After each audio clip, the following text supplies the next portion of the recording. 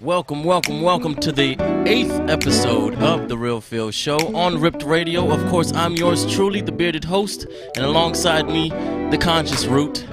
We have our special guest in the building today, Paul Monteiro. But before we get to that, we've got the intro.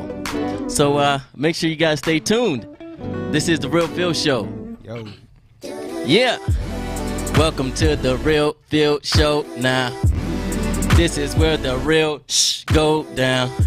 We talking politics, come get in the mix. Yeah. We go live every Monday at 6. Yeah. You want positivity and jokes? There's a lot of that, folks. Just make sure you're woke. We're trying to loosen the mental bondage. Consider this show unconventional knowledge. Yeah. Let them know, bro. Straight from the church. Hey, go ahead. Y'all did the same thing. About to put in some work. Yeah. Yeah. Just keep us on lock. Yeah. There's no place I'd rather be at 6 o'clock. Yeah. Hey. All right. Let's get into it, man. So this is The Real Phil Show. Like I said, I'm the bearded host. With the conscious root. And we've got a very, very, very special guest. Yes, we do. In the building tonight. Yes. His name is Paul Monteiro. Good evening, good evening. Glad to be with y'all. Absolutely. Glad to have you, man. Glad to have you. Now, this gentleman here is running for a very important position in our government in Maryland, in Prince George's County. Mm-hmm. That is the county executive position. Now, for those of you guys that aren't familiar, this is very important. It's very important if you live in Prince George's County that you vote for this man. All right, I'm just going to start off the show just like that. I appreciate you. It's a great show. I love this show, by the way. Already. Glad to be here. Glad to be here. Yeah, so his name is Paul Monteiro, ladies and gentlemen, and we are going to talk to him about his vision for Prince George's County. Of course, that's coming later into the show, and of course, we're going to have you guys, well, we're going to have Paul fill us in on who he is in a bit, but before we do that, let's go ahead into the conscious tip for the day. Tip, man. I know you all listening. I'm looking forward to this each and every single Monday at 6 o'clock p.m. Stay tuned because we're going to bring you this conscious tip. This is something that you're going to hear each and every time. This week, I want to give you all a specific message that was put upon me actually earlier today. I had something else planned, but given the recent news that came out, which we'll get into shortly, I decided to bring this message to you all. Regardless of who you are, regardless of what you are doing, be courageous. Go against the odds. Go against the grain. Be courageous. Create positive change, not for personal gain, but to create real change that benefits the people. And so as we go into the news, I'll begin to tie the two together, what I meant with this message. And regardless of who you are, regardless of what you're doing, be courageous, because a lot of times we all have these individual projects that we're working on, that we want to, or these dreams or these visions of becoming successful, whatever our definition of success may be.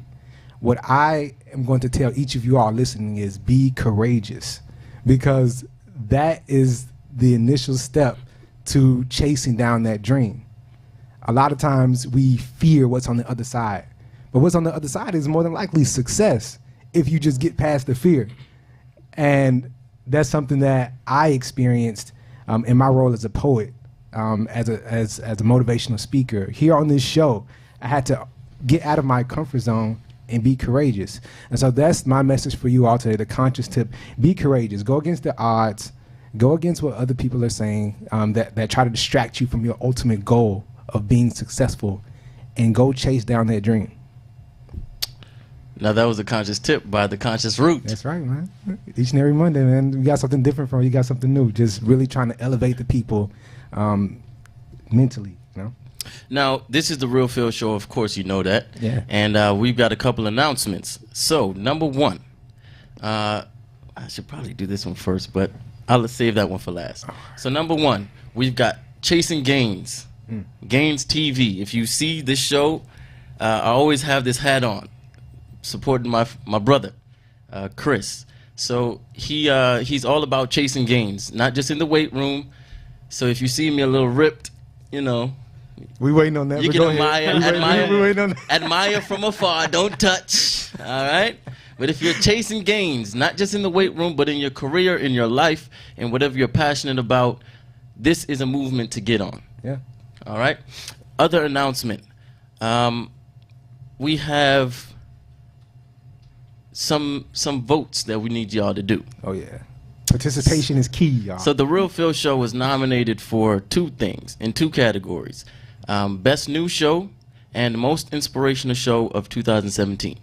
So if you would like to vote, you can go on rippedradionetwork.com and go to the first tab, the Rippies, and click on that. Once you do that, scroll down and you'll see the first 2 categories, and vote for the Real Phil Show. Also, if you didn't get that, if you're a little confused, if you're one of our slower followers, then you can go on my Instagram at The Real Phil Show, and I have it all there as well. Or if you have any questions about it and you want to give us a call, please do. 301-288-3100. We definitely like to explain to you how to navigate the website so that you can vote for us. Or if you have any questions about the show, we definitely like to hear from you. Absolutely. Now, the last, I don't know if this is an announcement. It's kind of bad news, sad news. Yeah. So we had a recent Washington Adventist University alumnus that passed away. Her name is Jessica, and she graduated from Washington Adventist University and actually worked there for a number of years. And I just found out today that she passed. So my condolences. Yes.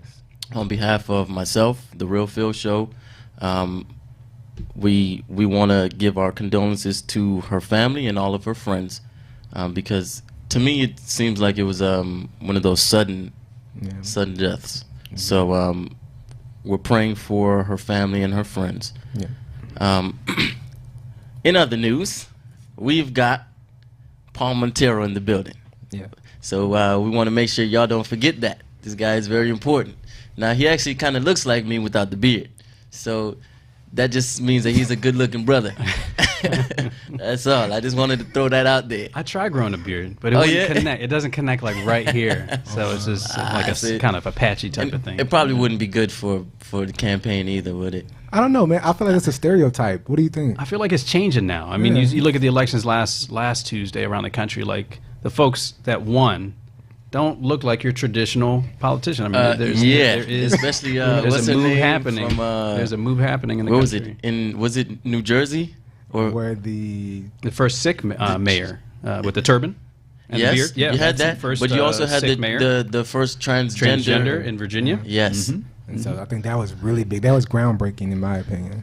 Yeah, and I think we're sitting on this moment of folks are just looking for authenticity. They don't care what your facial hair situation is like. They want to know, are you about my business? Are you about my interests? Well, look, vote for me, Philip Malcolm, in 2020 for President of the United States. I'm announcing now. Just dropping it like that? I'm announcing right now. You got to say you approve this message. You Yeah, I know, right? Oh, I guess since I was saying it, I approved it, you know. I got some stuff. The lawyers. I got some stuff to learn, I guess. Sure, yeah. You'll be fine. Yeah. Rookie mistakes. It's okay. Rookie mistakes, you know? All right. Anyway, let's get on to the news. Okay, the news. First thing on the news, which I was extremely excited about today. I heard this. Sean King said the good people of GQ named Colin Kaepernick Citizen of the Year. Yo, that was really, really big. If you're watching online, you didn't see the cover of the magazine at www.ripradionetworks.com. You can actually see Colin Kaepernick on the photo, the front cover of GQ magazine. Check out the shirt. Yeah. I'm representing. I'm with Cap. You know, I have a project that'll be dropping soon.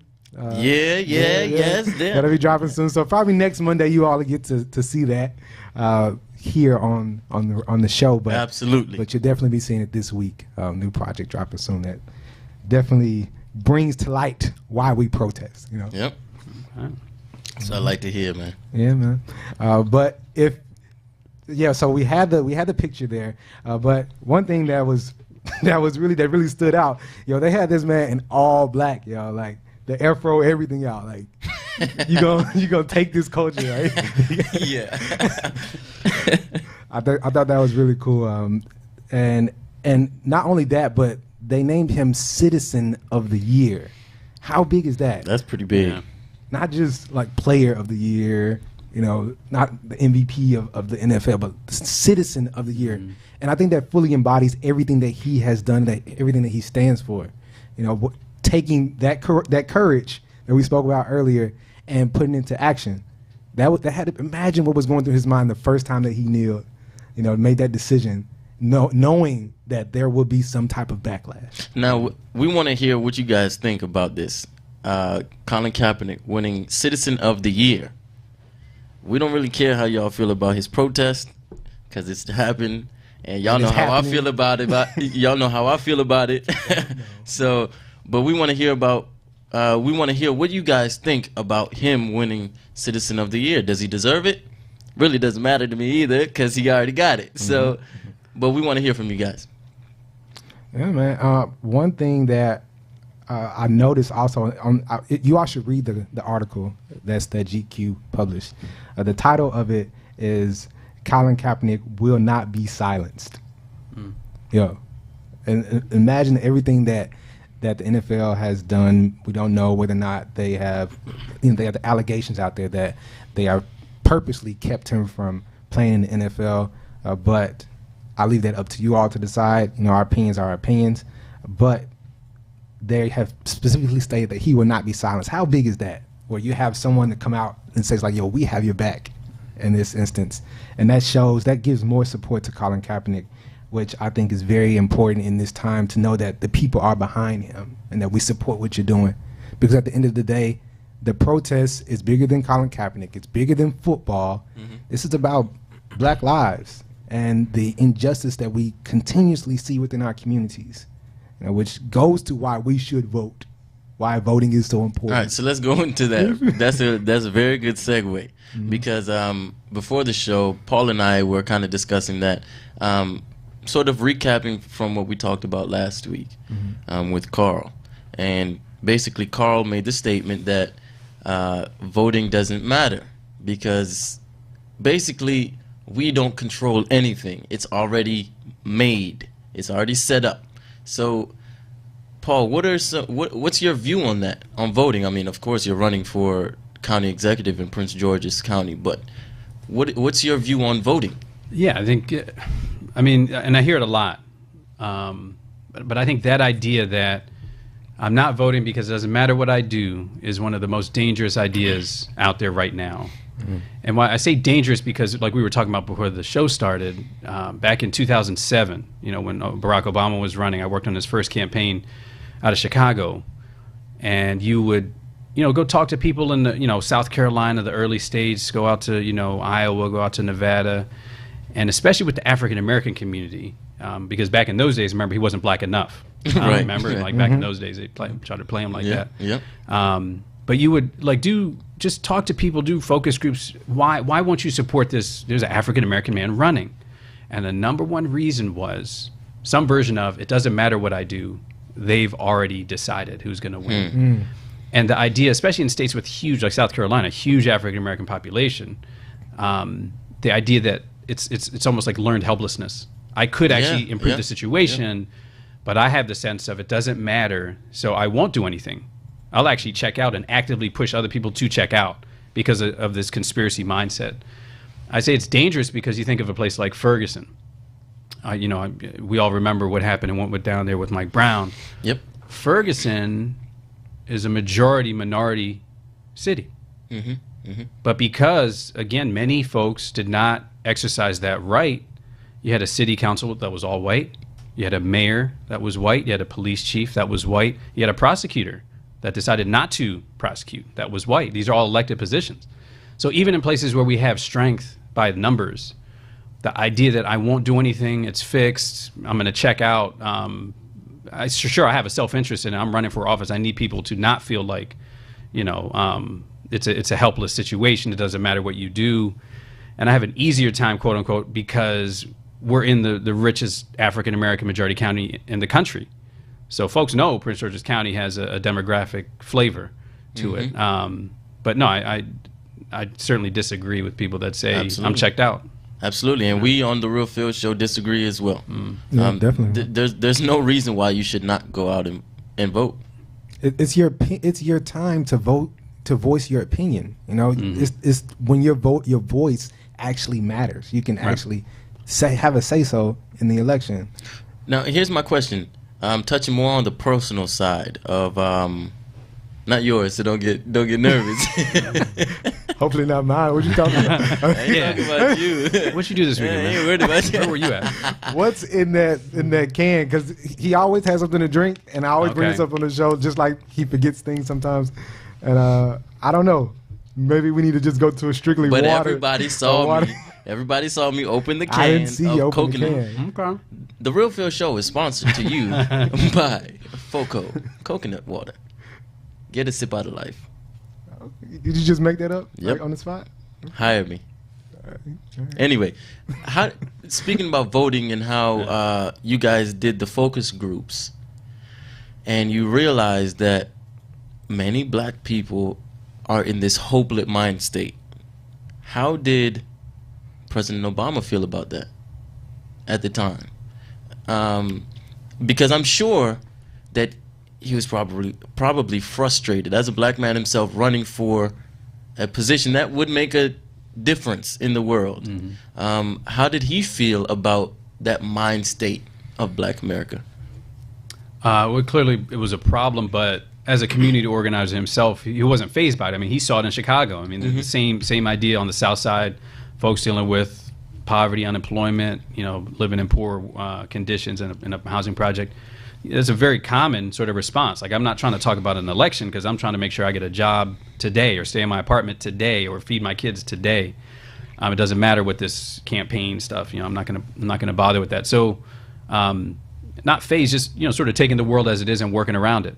And the idea that, well, you feel like it doesn't matter what you do. Work from a place of self-interest first. Like, what do you care about? Is it your children? Is it your job? Is it your lack of a job? Is it not having health insurance? What? And sort of work to show the connection between this election and your interest, whatever your number one and number two issue is. Once people find that there's something in it for them, it will cost them or it will benefit them, it's a different conversation. Right. Otherwise, it's just this irrelevant, like, I don't even know what this person does, so I'm not going to vote for whoever is running for it because I don't even know how it's relevant to my life, which is another one of those dangerous ideas, because it's like, okay, you think it has nothing to do with you, huh? Every year it's going to be in your pocket a little bit more. Every year it's going to be a little bit more in terms of what you can or can't do. Right. So showing people the very real self-interest that they maybe don't realize they have, but it exists. It certainly exists. It exists. Absolutely exists. Oh yeah. Now we're gonna leave this topic real quick and then go right back into the news. And when we come back from the break later on at around 6:30, then we'll sort of come back to this issue and then talk about more things that are pertinent to your campaign, of course. Cool. So let's go back into the news. The news, okay. So the next thing on the news is what was going on with Meek Mill.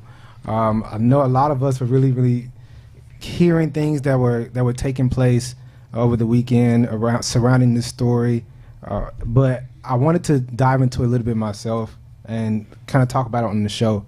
And so if you're watching online, once again at www.ripradionetworks.com, you can see that they've set up a petition for Meek Mill where you can sign it, and it goes towards helping him in his case. Right. And so I advise you to just go research that, go look into that.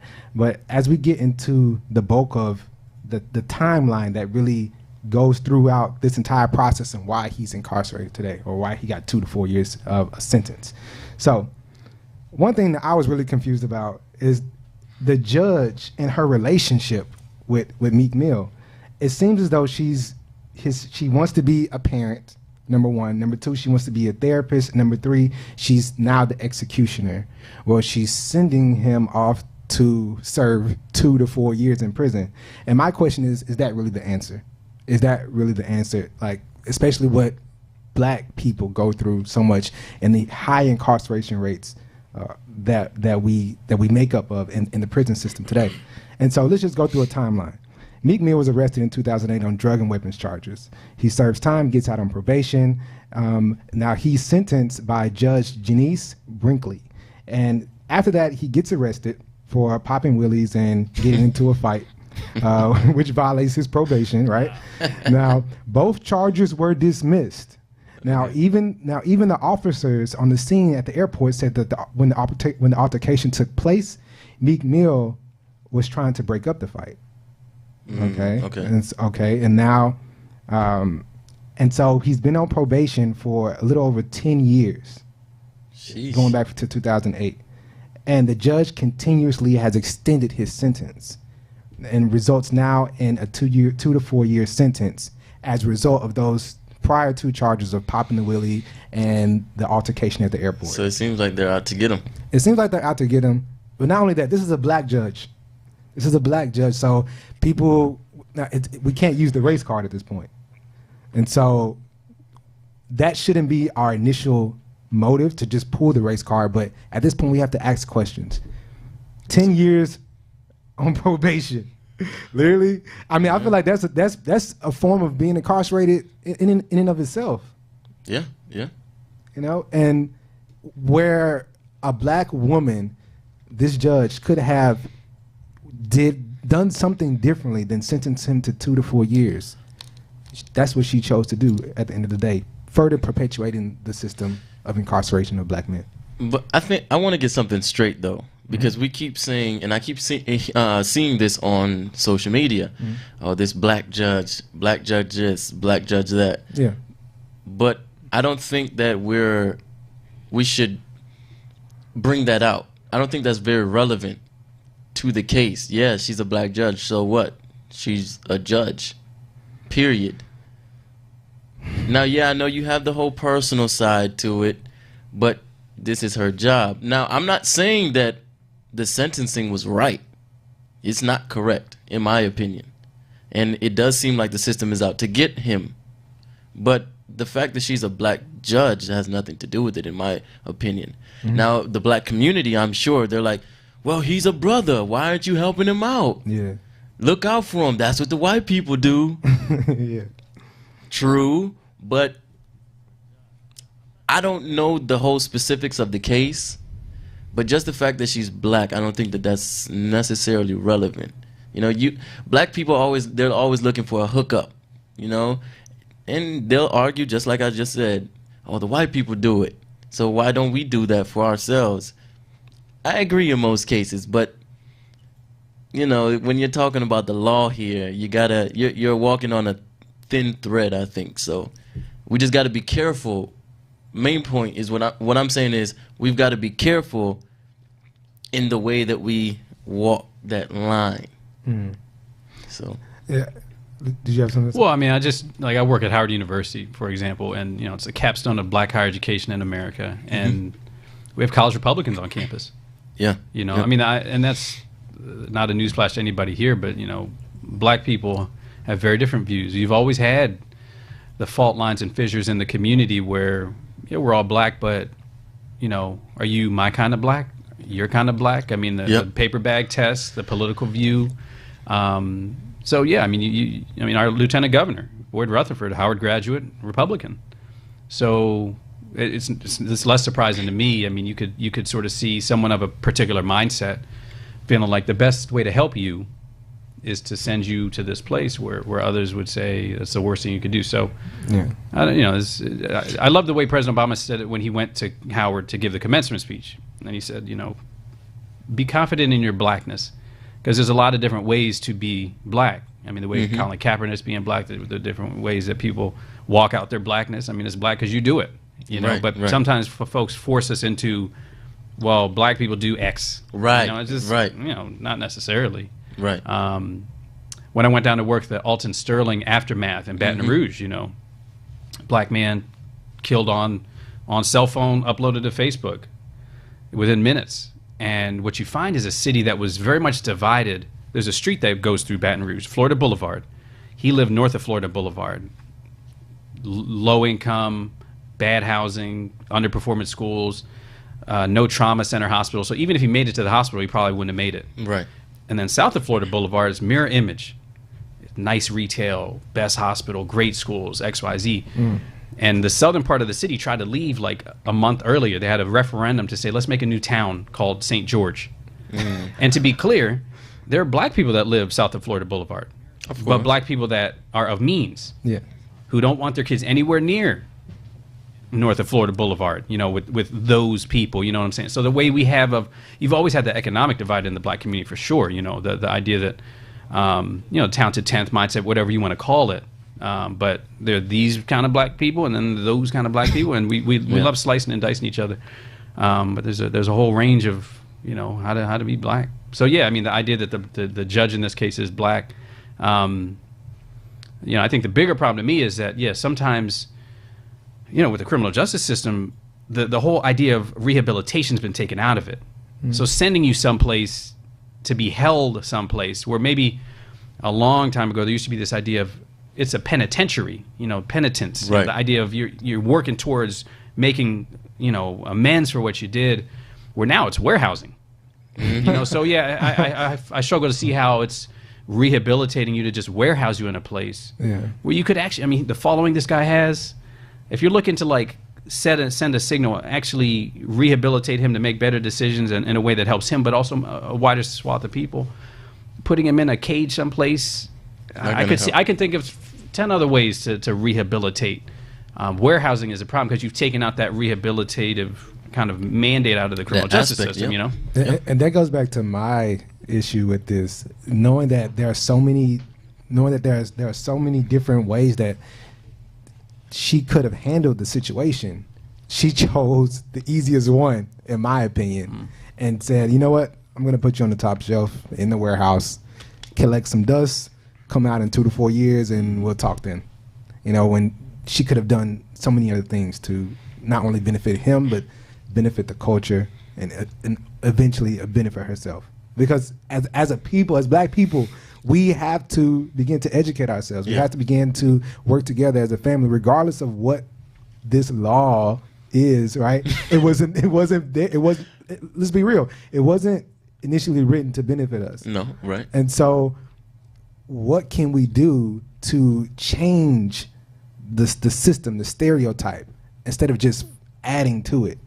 That's my opinion. That's my 2 cents. I think that's what she did. Agreed. You know? Agreed. I can't argue with you on that. No, that's a big part of why I'm running is because we're sitting on a crisis of black and brown men in this country. I tell people, you know, again, I'm at Howard University. We just admitted the biggest freshman class ever. Howard's been around for 150 years. It's 73% women. Whoa. Which is great for the women. I'm not knocking that at all. I'm just saying. But they've always outnumbered men anyway in higher education. Well, now women broadly outnumber men at the associate level, the bachelor level, the master's level, PhD level. But you're losing black and brown men 7th, 8th, 9th grade. They're not making it to high school. And the way that there's all these avenues and on-ramps into the criminal justice system where there should be, where's the on-ramp to a job? Where's the on-ramp to a career? Where's the on-ramp into, even if you're coming out of a unstable home situation, your dad may have not been around, may have been locked up himself. Where's that on-ramp for you? You know, and those are the interventions. You have to be intentional about building them because these people don't disappear. You know, they drop out of school, they're getting picked up on the criminal justice side. And I mean, at the top level, you have a federal government with Attorney General Jeff Sessions. You know, they're bringing back the war on drugs. A set of policies where we know how the story ends. I mean, we saw those sets of policies result in the warehousing of certain people and definitely low-income people. And so rather than learn from that, here comes the hammer again. And so that's part of why I'm running is like, in this county, if you can't figure out how to create opportunity for folks in the richest black county in America, where can you do it, you know? Exactly. But I don't see us doing that.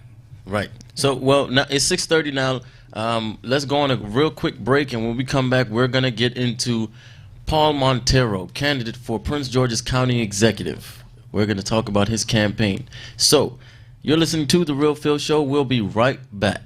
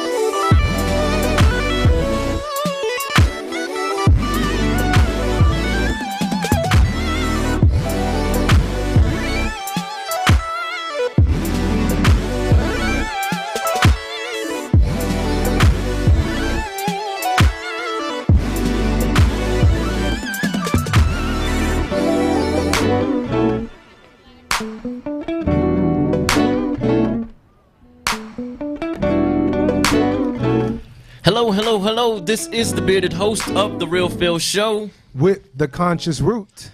And of course, we've got our special guest, Mr. Paul Monteiro. Now, Paul, we just got done talking about Meek Mill and that whole judge situation and how black folk think that we should get the hookup, or he should have gotten the hookup. The hookup. Nobody said nothing about the hookup, but go ahead. Everybody's talking about him getting the hookup. Why is it that when this whole news came out, everybody's like, oh, black judge, send him to jail, black judge. Why couldn't it have just been a judge? Oh, bro, like there's a book that I read. It's called Black Robes, White Justice. I forget. Oh, so you read now?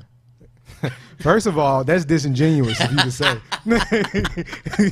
You supposed to forget who I am, bro. Fired, that's man. Right. I am the conscious root, bro. That's why we can't rise as a people, man. Right? Crabs in the barrel. Crabs in the barrel. Oh, so you read now, huh? Let go of my leg, bro. Let me get out the barrel, son. I'm just trying to get there with you, brother. Right? All right, but don't fool me down, though. So what does the book say, though?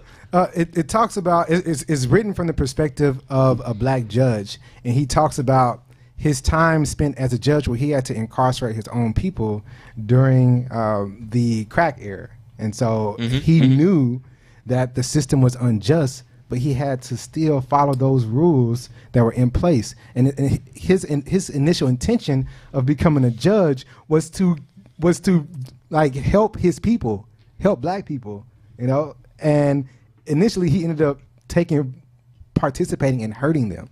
Now, I will say that my qualm, well, I have many qualms with this whole case, but one of my biggest issues with this case is that the prosecution's recommendation was that he not get sentenced to jail. Hello. That was one of my biggest things. What are you talking about, bro? Like, that should show you that it's messed up. No. I totally agree that the whole situation was just jacked up, period. He should never have been on probation for so long, especially after serving so much time. Then he was on probation for 10 years, and he can't get off. I mean, he hasn't really done anything to and the charges were him. Those two charges were dismissed. Exactly, they were dismissed, and the prosecution said that they're recommending that he not. Said, bro. Right, they're saying that they recommend he not serve any time. And that's why I said, like, the judge developed a personal relationship with him over time, where she became it seems though she wanted to become a mother figure, a therapist, and then that's what it might have seemed like. And then right? the executioner at the end were like, okay, you're not gonna listen. Well, this is gonna help you, and I'm gonna make an example out of you, and send you to prison for 2 to 4 years. I know he's appealing this, right? It's jacked up. I think they made an attempt to appeal. You got to. His counsel has made an attempt to appeal, but there hasn't been any news on whether or not that's going to go forward or not. Wow. Okay. Well, anyway, let's get into the meat of the show, the real deal. Yeah. So, ladies and gentlemen, we have Paul Monteiro, candidate for Prince George's County Executive, in the studio with us right now. It's such an honor to have you here, man. I appreciate y'all having me on the show. Absolutely. It was great when we met, over the summertime. I was looking forward to getting out here, so yeah, I'm glad it worked out. Yeah, a lot has happened between then and now. So absolutely, yeah. We changed to a new radio station, all of that. So, yeah, man. So everything's on the up and up. All right. For both of us. Yeah, yes. Well, for all three of us, I should say. There we go. There we go. Well, I counted you as the Real Phil Show. So unit. Yeah. Okay. See? Okay. Yeah. We're one, man. Not like that, but you Why get you even me. gotta do that? Let's go ahead. Go ahead. Let's move. You know, right. Let's take that detour. Yeah. Anyway, folks. What kind of show is this? I didn't agree to this, man. We got a commercial coming up. Right. Commercial break. Doug, we got to go. Anyway, real quick commercial. If you guys didn't catch the beginning of the show, if you haven't seen any of my social media posts, the Real Phil Show got nominated for 2 categories: Best New Show and Most Inspirational Show of 2017. So make sure that you vote for us. If you'd like to do so, make sure you go to rippedradionetwork.com, click on the first tab, the Rippies. Scroll down and click The Real Phil Show on the first 2 categories that you see. We're not on any other categories. So the first two that you see, click the Real Phil Show and hit vote. Also, y'all, please, I just gotta drop something. If for those of you that are watching now and that are listening, don't be selfish. Don't be stingy. Tell your friends about this. Share this. The information that we just gave you about voting, tell that to a friend if you already voted. Because once again, we're trying to uplift the culture. We're here because we want to make a difference within our communities. So please share this footage if you're watching on Facebook. If you're watching any of your friends' stuff, just repost it, share it as much as possible. Yeah, don't be crabs in the crab barrel.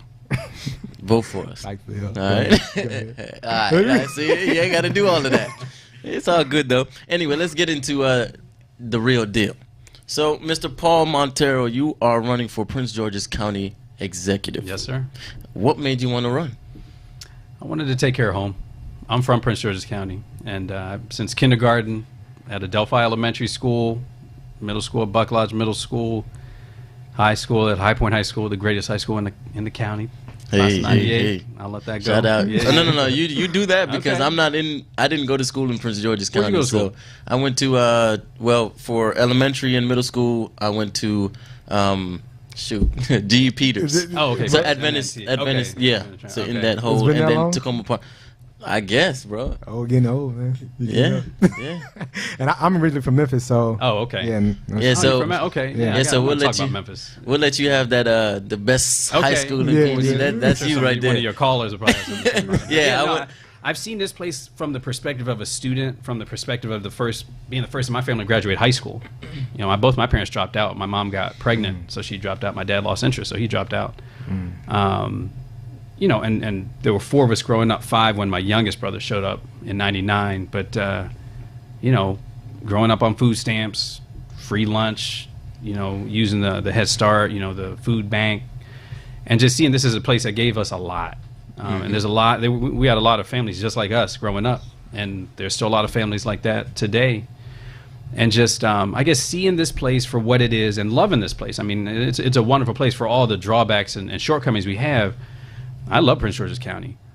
And spending the last 11 years seeing the rest of the country, it's like that, and I'm not a poet. You're the poet, but, and I don't know poetry real well, but there's this one line I remember, it's T.S. Eliot. And it's this line that it says, we shall never cease from exploring, and at the end of our exploration, we will return to the place we first started and know it for the first time. It's the idea that, like, you don't really know a place till you I think leave. you said it better. Yeah, T.S. Eliot. I'm stealing from this T.S. Eliot guy, but yeah, I guess going to the federal level and moving to Chicago, you know, then working at the White House and working for President Obama, traveling all the states, you know, just seeing what other people are doing, how they're living, spending time in Memphis, you know, in the South, Southwest, Northwest, and then coming back to Prince George's County. Even though I lived here the whole time, I was just always on the road traveling, and just asking the question, you know, again, in the richest black county in America, I've seen places around the country that are doing things that are not the richest black county in America. They're doing things that are very creative, innovative. Why don't we do these things? And feeling that given the times we're living in with the stuff going on, there's a lot of good things happening here for sure, but there's a lot of quiet crises also going on. Absolutely. The neighborhoods I grew up in, those inside the Beltway neighborhoods, you know, Hyattsville, you know, Fairmount Heights, District Heights, Capitol Heights, Landover Hills. There's just a lot of folks, you're talking about subsistence level. They're just trying to make it through the week. And I don't hear anyone talking about them. And being one of them and having some blessings in life to sort of see and do more than most of my family have ever been able to do, because God blessed me to have these opportunities, I have something to offer.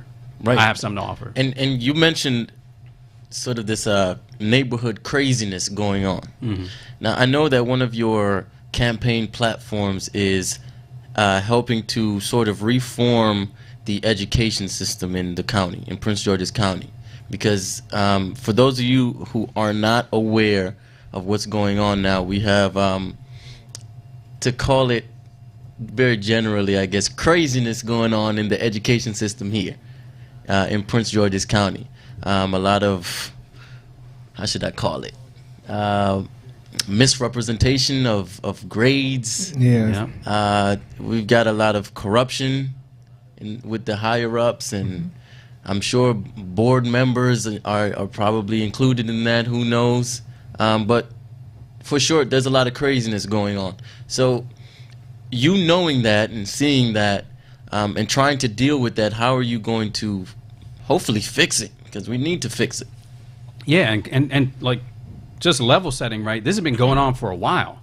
I remember being in 5th grade at Adelphi Elementary School, 1990, 89 or 90, in a trailer. We called it a temporary, and there were 3 of them. Now there's 10 of them outside my elementary school. But, wow. So you're going to school in a trailer. School is 4 days a week because you get furlough days because they can't afford to pay the teachers for the 5 days. Right. Wow. Getting the letter home to give to your parents, and you read the letters asking for paper donations. Like, what? The school's out of paper? You know, like basic things like not going well. So that was 1990. Here we are, 2017. Some of that stuff's still going on. I can't throw a stick without hitting a teacher that's saying they're going in their own wallet or their purse to buy school supplies for their students. At the same time, the starting salary for a teacher in Prince George's County is significantly lower than the surrounding counties. So you want to be a teacher, off the break, you could make $8,000-$10,000 more just going to another county. So the folks coming here, they're taking a hit coming in the door. And then they give out of the goodness of their heart. You know, they see the kids need things. And then, I mean, just the infrastructure issues. So, I mean, like I said, High Point was built in 1954. We found several schools, not one working water fountain. In 2017, in the richest black county in America. What? And so, yeah, so you just kind of make that face of like, wait a minute, where 2/3 of every tax dollar right now is already going to schools. That's how they sold the MGM casino. We need to bring the casino in and raise money for the school. So the schools are always invoked, and yet you don't see. And then you get this audit came out 2 Fridays ago now, found, you know, but it kind of confirmed what people already knew. That's why I'm out here just saying what I know to be true, because I feel like people know I'm not lying. You know, we have an audit that came out saying, and at least 5% of the cases they sampled, they changed the grades in order to get a kid that was ineligible to graduate. And in a significant number of the cases they found, it's like we couldn't even find documentation for many of the kids who graduated. You know, so teacher failed you, you're at commencement at Comcast Center, and I'm like, why do I see Paul in line right now? I failed him. But someone changed the grade behind my back as a teacher, so he's walking now or she's walking now. And, you know, the problem there's so many problems with that. And I think the most dramatic one is, and I didn't need an audit to tell me this, you're graduating kids who in some cases can't read. You're graduating kids in some cases who can't do high school level math. Where are they working? Right. That's to me the fundamental problem, because, okay, you're not the problem of the school system anymore, but they don't like ghost. They live here. They're part of the county too. And so you have this population of people, like, how are they living? Right. You can't, you know, you work at Chipotle, okay, but you can't live off Chipotle salary. Some form you know, of follow-up.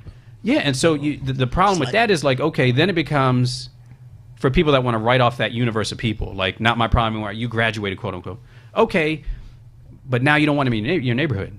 Now you don't want them at National Harbor when you're shopping. You know, so you got to hire some more police, and that costs money. It's like, so rich people got problems too. Since we're the richest black. I mean, but you show, you know, and again, to your point, we've got problems too. Black on what? I mean, rich black, poor black. I mean, they're all black people, but again, the way that we separate ourselves based on, well, it's my kind of people, and then it's them, and I don't want to be around them, and I don't want them around me or my kids, you know. And I feel like in our county, you could actually do something about giving the folks that are maybe born into poverty, living in poverty, graduating high school into poverty. You know, you could actually do something to give them pathways. So what we're talking about with schools is 2 things. One, you got to get serious about the infrastructure issues, because if it's lead in the school or mold in the school, like, you got to address that, because the physical, it's a basic, you can't poison people, and you know what, working water fountain. So that's one. And 2 is dual enrollment. It's what St. Louis did after Mike Brown. They just recognized, listen, there's a lot of other people in Mike Brown's situation. Mike Brown graduated. Was he going to Howard? Was he going to Harvard? Was he going, you know, what was his life choice in front of him, right? So working backwards, saying, hey, the school system's is struggling, and the students in it, you know, from 9th grade, you're not going to college. You don't want to go to college. That's fine. We've gotten to a place, that's another problem, where we've stigmatized everything except college. So if you're going to college, you're great. if you're not going to college, you must be less than or not as Right, smart. It was like, that's ridiculous. This false narrative and stereotype. So what they did was basically find the private sector employers in St. Louis that can't fill jobs. Right. The prime example was Boeing. You know, they make jets. You know, so they can't fill their jobs, and these are good jobs, like $80K a year jobs, right? But they can't fill it, and you need to be trained on A, B, and C to get that $80K job. Okay, let's work backwards. Hey, high school kid, 9th grade, 10th grade, morning time you're in your high school, but in the afternoon you're taking classes at the Community College of St. Louis, University of Missouri St. Louis, or Washington University, the private college in St. Louis, on A, B, and C classes. So by the time you graduate high school, you're actually landing at Boeing at an $80K job a year. You know, you can live off that. You know, so that's the urgency I feel about our school system is you got to address the physical infrastructure, but also like it's not like we're a rural county in the middle of nowhere. Exactly. You got plenty of employers around here. You got plenty of federal agencies here. Now, where in the world do we pinpoint who to really talk to about this stuff? I mean, or where do we really sort of point the finger? Say, oh, it's your fault, Mr. So-and-so, or it's your fault. You caused this. Is it one particular person's fault? No, I think that'd be too convenient to scapegoat, right? Again, this has been going on for decades. You know, at least when I was an elementary school student. So, and yeah, looking back and pointing to, you can point to one of our superintendents who went to jail. You could do that. But I'm not going to just blame it on that one guy who got caught doing dirt, was running our school system and went to jail. I'm not going to blame it on our county executive that did some dirt, went to, you know, it's too convenient to say some one person, or, you know, you got to have accountability. I'm just looking, okay, going forward, what are the obstacles or, you know, things in the way to say, how do we get to serious dual enrollment? Because the county currently does dual enrollment, but again, you have like a health science academy. It's 400 seats. So if you're one of the 400 lucky winners, you're good. You're getting, you know, high school in the health science space. That's a very marketable, you know, field. But we have about 130,000 students in the school system. So if you didn't win the lottery, you know, and so I'm saying you got to expand these dual enrollment programs in a robust way and pinpoint.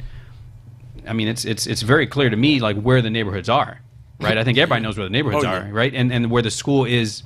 You spend 5-10 minutes in the school. You know, is this school really preparing me or my child for a future, or is this kind of like daycare?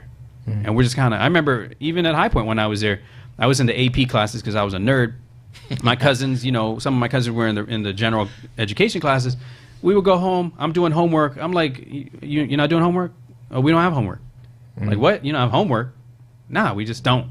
You know, so this is not a new thing. But I think in the environment we're living in right now, you got to get people to a place where they can sustain themselves. They don't want to ask the government to take care of that. They want to be able to have that, you know, self-actualization of like, I'm a man, I can take care of my responsibilities. I have a family, I can take care of my family, or I'm a woman, take care of my business, you know, and I don't need someone to take or do for me. And again, we have all these opportunities here. We're not being as intentional and aggressive as we should be. What would you say to individuals who live in PG County locally, and when it comes to local elections, about getting involved and how much it impacts them, but not just PG County, but locally in general in terms of people and where they're from? Yeah, you know, because Prince George's County, we're unique in that, like, we have this setup. We're actually unique in the state where we have like a lot of these municipalities. So like City of Hyattsville, Berwyn Heights, College Park, you know, so there's towns, mayors, they got their own police for like Landover Hills. So you have a lot of these like little kingdoms within the county. And so sometimes people identify more with their town or their city, you know, or their village than the county. But I especially at a 100,000 foot level, it's just saying like, listen, these offices, the mayor, the police chief, your county executive, have more to do with your day-to-day life than Donald Trump ever will. And I think people are kind of waking up to that. You see, like, you know, again, Ferguson was a good example. This small town most people had never heard of. And then you kind of look at it and it's like, oh, okay, well, fundamental problem with that little town was they had a, you know, revenue level of here, but their expenses were here. And so how are you going to make that up? Oh, fines and fees. That's how you're going to make it up. What does that mean? You use the police department, jaywalking ticket, litter citation, garbage citation, code violation. Your yard was because you had to make up. I see. It was a revenue sort of, we needed to make dollars. That's why everyone's getting tickets. You had something crazy statistic like 75% of the city, of the town of Ferguson, had some warrant or fine or ticket. You know, so like it's taxation by another means, right? And so I think that's one of the challenges you see in the county, where you got to be careful and put the right people in place, because otherwise some may see that as a legitimate. I mean, why are all these speed cameras in certain neighborhoods, right? Where the company may, you know, instead of charging you, here's a flat fee for the speed camera, it's like, I don't want a flat fee. Don't pay me $100 for that speed camera. Pay me $50 and then a percentage of the tickets you get off that camera. Right. Because that just keeps going, you know, and there's an incentive to more tickets. I mean, the fact that we have a bail bond industry in this county, right? You talk about a parasite. That's big. Oh, Like you okay, wait. So there's a business that needs people to get locked up to make profit. Right in the county seat in right outside the courthouse. They're like check cashing, man. And Memphis, that's parasite. You know, you talk about, so we have bail bonds here, but in Memphis, you had 20-something% of the population of Memphis no bank account.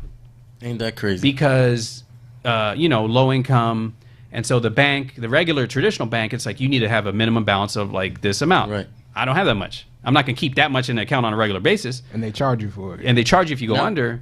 Now, go ahead. Now we're getting ready to close out. So real quick, man, I want you to be able to tell everybody where they can find your stuff, how they can get acquainted with who you are and what you stand for. Sure, yeah, no, I appreciate the time. I'm sorry to run my mouth. No problem. I mean, That's this what is you're happening for. all over the country, and I feel like we have a responsibility in the richest black county in America to take care of all of our people, white, brown. You know, we're a very diverse county. So people can visit the website, paulforprincegeorges.com. We're on Facebook, we're on Snapchat, we're on Twitter, Paul for PGC. Just to, you know, if you want to learn more about me, my background, why I'm running for this office, why I believe I'm qualified for this office, and my vision for the county. Because I'm not just running to get my name in the paper, for sure. Excellent.